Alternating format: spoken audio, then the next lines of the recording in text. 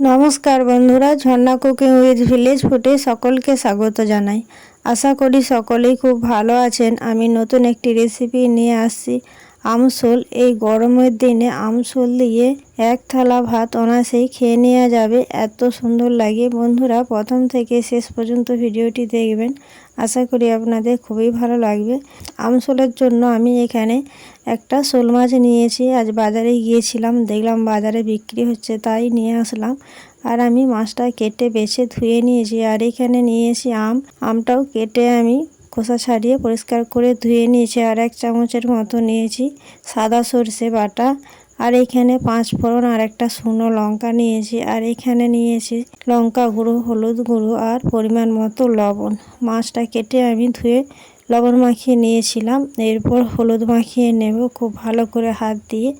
প্রতিটা পিসের গায়ে যাতে ভালোভাবে হলুদ লাগে সেই মতো আমি এইভাবে হাত দিয়ে ঘষে ঘষে হলুদ মাখিয়ে নেব। দেখুন বন্ধুরা, খুব ভালো করে আমি প্রতিটা মাছের পিসের মধ্যে হলুদ মাখিয়ে নিয়েছি। এরপর মাছগুলো ভাজার জন্য আমি উনুন ধরিয়ে উনুনে কড়া বসিয়ে দিয়েছি। আর কড়া গরম হয়ে গেছে, কড়াতে দিলাম পরিমাণ মতো সরষের তেল। এরপর এই তেলটা খুব ভালো করে খুন্তি নিয়ে নাড়াচাড়া করে কড়ার মধ্যে ছড়িয়ে দেব, যাতে মাছটা ভালো করে ভাজা হয়ে যায় আর মাছটা না কড়ার মধ্যে লেগে যায়।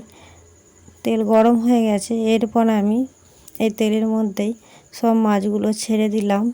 এরপর একদিক হতে একটু সময় দেব।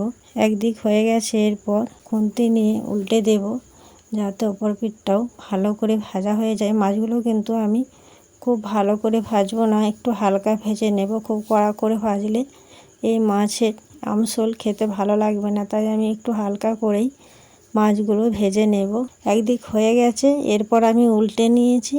হালকা করে মাছগুলো আমি ভেজে নিয়েছি। এরপর এই পাত্রের মধ্যে তুলে নেব। দেখুন বন্ধুরা, মাছগুলো কিন্তু আমি খুব কড়া করে ভাজিনি, হালকা করে ভেজে নিয়েছি। আর মাছগুলো কড়া করে ভাজলে এই আমসোল খেতে একদম ভালো লাগবে না। কড়ার মধ্যে যে তেলটা আছে এই তেলের মধ্যেই আমি দিয়ে দেব 5 ফোড়ন আর একটা শুকনো লঙ্কা। এটাকে খুব ভালো করে নাড়াচাড়া করে ভেজে নেব, যতক্ষণ না 5 ফোড়নের সুন্দর একটা গন্ধ না আসে। সুন্দর একটা গন্ধ এসেছে, এরপর আমি দিলাম কেটে রাখা আমগুলো একটু ভালো করে ভেজে নেব, যাতে আমের কাঁচা গন্ধ না থাকে। আমগুলো একটু ভেজে নিয়েছি। এরপর দেব পরিমাণ মতো লঙ্কা গুঁড়ো, হলুদ গুঁড়ো আর লবণ দিয়ে নাড়াচাড়া করে নেব। একটু জল দিলাম, গুঁড়ো মশলা পুড়ে যাবে, তাই আমি অল্প জল দিয়ে মশলাটাকে খুব ভালো করে কষিয়ে নেব, যতক্ষণ না মশলার কাঁচা গন্ধ না যায়। মশলা আমার খুব ভালো করেই কষিয়ে নিয়েছি আর মশলার কাঁচা গন্ধ চলে গেছে। এরপর দেব পরিমাণ মতো জল দিলাম। এরপর সব কিছু ভালো করে আমি খুন্তি নিয়ে নাড়াচাড়া করে নেব। খুন্তি নিয়ে নাড়াচাড়া করে সব কিছুর সাথে আমি খুব ভালো করে মিশিয়ে নিয়েছি। এরপর ঝোল ফুটতে একটু আমি সময় দেব। ঝোল খুব সুন্দর ফুটে গেছে। এরপর আমি দেব সাদা সর্ষে বাটা দিয়ে খুব ভালো করে আমি সব কিছুর সাথে মিশিয়ে নেব। খুব ভালো করে মিশিয়ে নিয়েছি। এরপর দেব ভেজে রাখা মাছগুলো দিয়েও খুব ভালো করে আমি এই ঝোলের সাথে মিশিয়ে নেব। আর হালকা আঁচে 5 থেকে 6 মিনিটের মতো ফুটিয়ে নেব।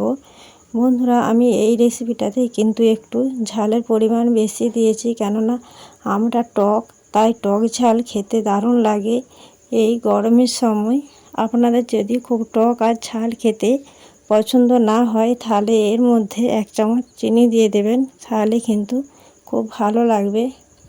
আমটাও খুব ভালো করে সেদ্ধ হয়ে গেছে আর আমসোল রেসিপি আমার তৈরি হয়ে গেছে। এরপর এই পাত্রের মধ্যে নামিয়ে নেব। আশা করি আজকের ভিডিও আপনাদের ভালো লেগেছে। ভিডিওটি ভালো লাগলে লাইক করবেন, বন্ধুদের সঙ্গে শেয়ার করবেন। রেসিপিটি কেমন লাগলো অবশ্যই কমেন্ট করে জানাবেন।